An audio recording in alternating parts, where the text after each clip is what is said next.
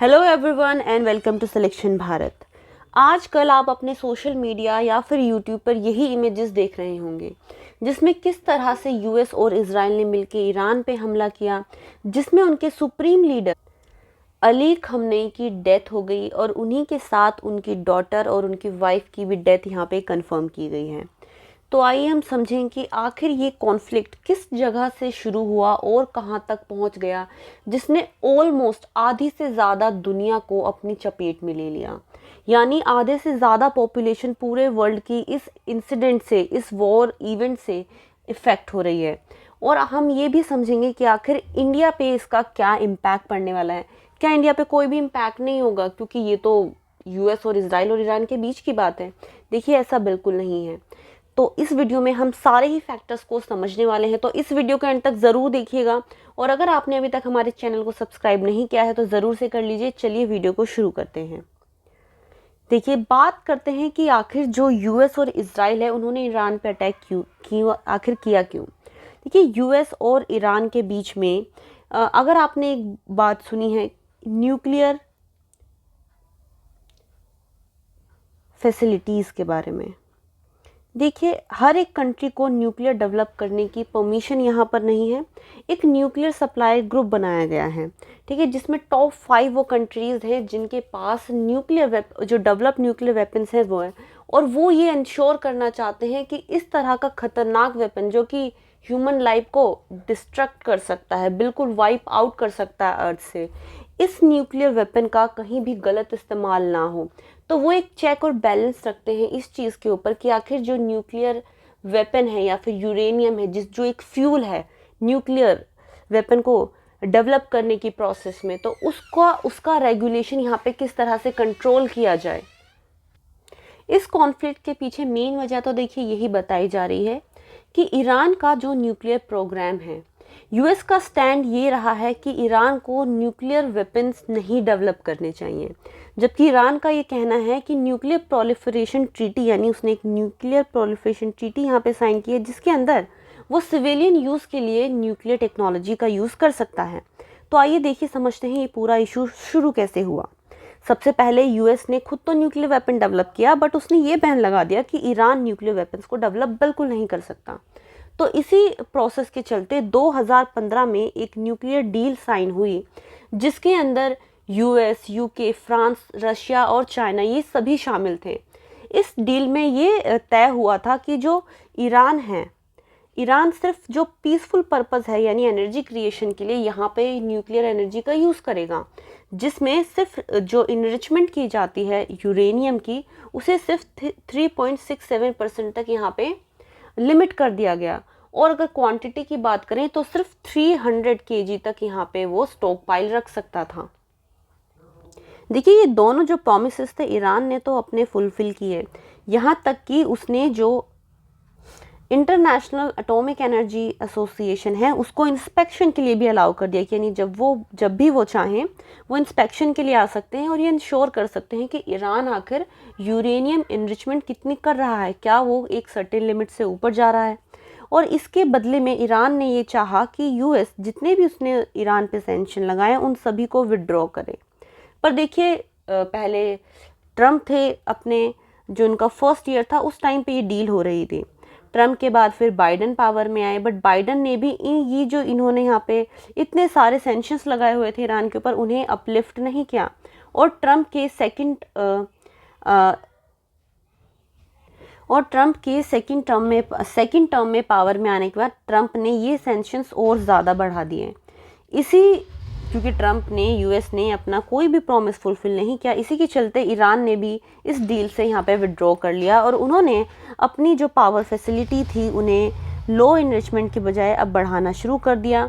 अब देखिए, कई एजेंसीज ये बताने लगी कि ईरान जो है ऑलमोस्ट वर्ज पे है, यानी उसने 60% तक यहाँ पे 60% तक यूरेनियम इनरिचमेंट कर लिए और वो एक न्यूक्लियर वेपन को डेवलप करने वाला है।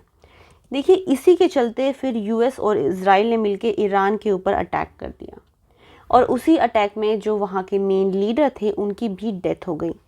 पर देखिए, ईरान ने फिर अटैक बैक किया। ईरान ने आखिर अटैक किया मिडल ईस्ट के ऊपर, ना कि यूएस के ऊपर, ना कि इजराइल के ऊपर। देखिए ये चीज़ समझने वाली बात है कि आखिर ईरान ने ऐसा क्यों किया है। ईरान ने एक, आप समझ सकते हैं, एक रीजनल स्ट्रैटेजी को यहाँ पे अपनाया है और मिडल ईस्ट पावर डायनेमिक को तोड़ने की काम यहाँ पे किया है। लोग ये सोच रहे हैं कि शायद ईरान ने अपने आप को आइसोलेट कर लिया, यानी उसने अगर गल्फ कंट्रीज़ के ऊपर वॉर डिक्लेयर किया, पूरा और almost half of the world Iran के खिलाफ हो जाएगा। बट देखिए ऐसा नहीं है।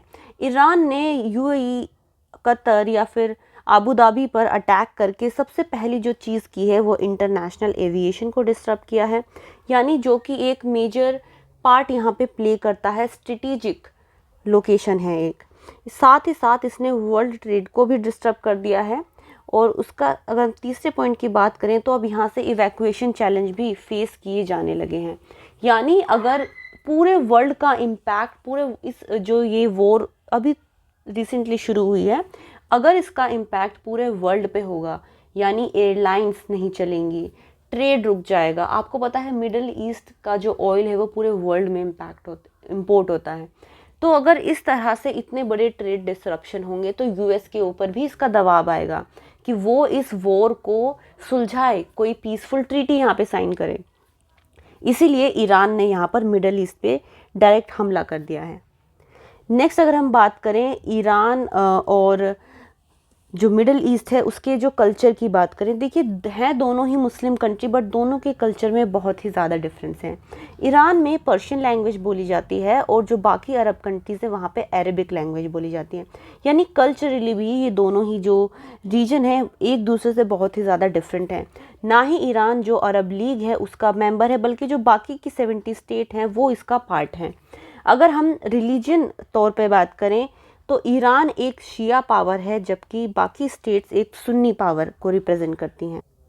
ये तो रही ईरान की स्ट्रेटेजिक फाइट बैक के कुछ पॉइंट्स जो हमने समझे हैं। अब समझ लेते हैं कि आखिर इस पूरे कॉन्फ्लिक्ट का इंडिया के ऊपर क्या इम्पैक्ट पड़ेगा। देखिए अगर आप अपने घर पे सोच के बैठ के ये सोच रहे हैं कि ये तो वॉर मिडिल ईस्ट में चल रहा है, ये तो ईरान और यूएस के बीच की बात है, तो ऐसा बिल्कुल नहीं है। इसका सीधा इम्पैक्ट इंडिया की इकोनॉमी पे पड़ने वाला है, क्योंकि इंडिया अपना 85 से लेके 88% तक का जो ऑयल है वो स्ट्रेट ऑफ हॉर्मूज के थ्रू यहाँ पे इंपोर्ट करता है। जब से ये कॉन्फ्लिक्ट स्टार्ट हुआ है धीरे धीरे ये सप्लाई बिल्कुल ही कट ऑफ हो जाएगी। साथ ही साथ अगर मिडल ईस्ट की हम बात करें तो एक मेजर सप्लायर है वो इंडिया के ऑयल का, यानी ट्रेड और ऑयल दोनों ही यहाँ पर इंडिया की इकोनॉमी का जो मेजर फ्यूल है वो धीरे धीरे कट ऑफ हो जाएंगे और यहाँ पे जो इंटरनेशनली हैं वो रेट्स काफ़ी ज़्यादा बढ़ जाएंगे। और अभी हाल ही में अगर आपको पता हो जब इंडिया और यूएस के बीच में डील हुई तो यूएस ने इंडिया को काफ़ी प्रेशर किया कि आप यूएस के साथ कोई भी ऑयल का जो ट्रेड डील आप कर रहे हैं उसे बंद कर दीजिए। बंद तो नहीं किया इंडिया ने, लेकिन उसे काफ़ी हद तक रिड्यूस कर दिया। हो सकता है उसके पीछे भी उनके अपने स्ट्रेटेजिक कारण रहे हों, बट अब इंडिया एक मेजर प्रॉब्लम में आ सकता है। आगे की देखिए बात करें तो इससे ज़्यादा से ज़्यादा ऑयल प्राइसेस यहाँ पे बढ़ने वाले हैं। जो करंट अकाउंट डेफिसिट है वो यहाँ पे बढ़ता हुआ देखने को मिल सकता है और साथ ही साथ जो इंडियन रुपीज़ है वो और भी ज़्यादा वीक हो जाएगा बाकी करेंसीज़ के मुकाबले। इन्फ्लेशन है जो कि सबसे ज़्यादा यहाँ पे बढ़ सकती है आने वाले समय में। अब देखिए ऑयल्स की वजह से इन्फ्लेशन क्यों रुक जाएगी, क्योंकि कोई भी इंडस्ट्री, अगर हम बात करें इंडिया में टोटल 8 कोर इंडस्ट्रीज़ हैं जो काम करती हैं। हर इंडस्ट्री ट्रांसपोर्ट पे तो डिपेंडेंट है ही। जैसे जैसे ऑयल के प्राइसेस बढ़ेंगे हर एक चीज़ धीरे धीरे एक जगह से दूसरी जगह ट्रांसपोर्ट करना महंगा हो जाएगा। तो इसका पूरा ओवरऑल इम्पैक्ट इंडिया की इकोनॉमी पे, इंडिया में जो अभी कंडीशन चल रही है जिसमें ऑलरेडी इतनी ज़्यादा अनएम्प्लॉयमेंट है, इन्फ्लेशन बढ़ती जा रही है, ये सारे ही सर्कमस्टांस मिलके उसे और ज़्यादा वर्स करने वाले हैं। देखिए अब आने वाले समय में क्या ये जो कॉन्फ्लिक्ट है ये क्या वर्ल्ड वॉर 3 की तरफ हमें जाता हुआ दिखेगा या फिर कोई यहाँ पे पीस डील एक साइन कर ली जाएगी, ये तो आने वाले वक्त ही हमें बताएगा।